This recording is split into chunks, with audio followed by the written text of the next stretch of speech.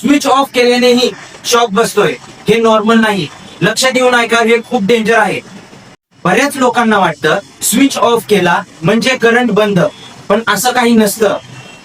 पण रिअलिटी वेगळी आहे. तुम्ही कधी प्लग काढताना कधी शॉक फील केला आहे का? तुम्ही टेस्टर लावला आणि लाईट ऑन आहे असं वाटतंय का? हे का होतं माहित आहे का? चला समजून घेऊ. आपल्या घरात दोन वायर महत्वाच्या असतात, एक फेज आणि एक न्यूट्रल. स्विच जो आपला हा स्विच आहे तो बहुतेक वेळी न्यूट्रल वायरवर बसवलेला असतो. तर ही चुकीची वायरिंग आहे.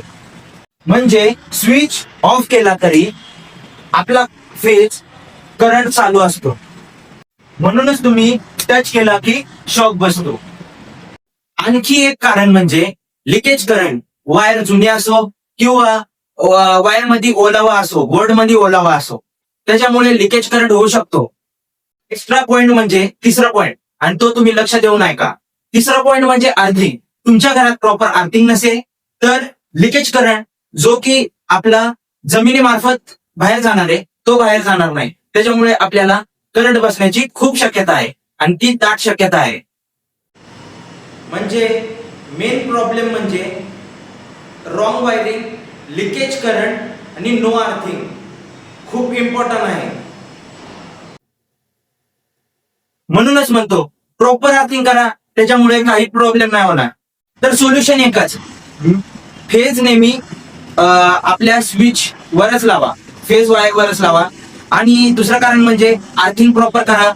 RCCB आणि MCB चा वापर करा, जेणेकरून काही प्रॉब्लेम नाही यायला पाहिजे. म्हणजे आपला 90% जो प्रॉब्लेम आहे तो सुटेल. आणि मेन गोष्ट म्हणजे जुन्या वायरीचा उपयोग करू नका आणि हलकं मटेरियल वापरणं बंद करा. जे तुम्ही हलकं मटेरियल वापरणार ते तुम्हाला नुकसान करून देणार.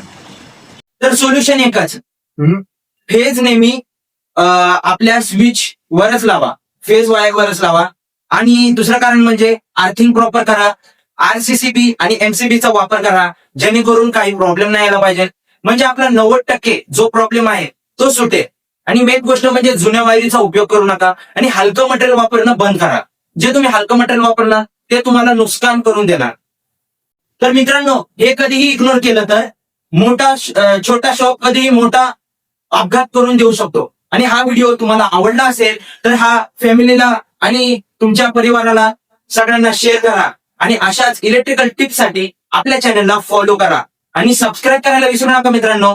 तर टेक केअर आणि काळजी घ्यायला विसरू नका, कारण की छोटी चूक मोठा अपघात हे लक्षात घेऊन चाला.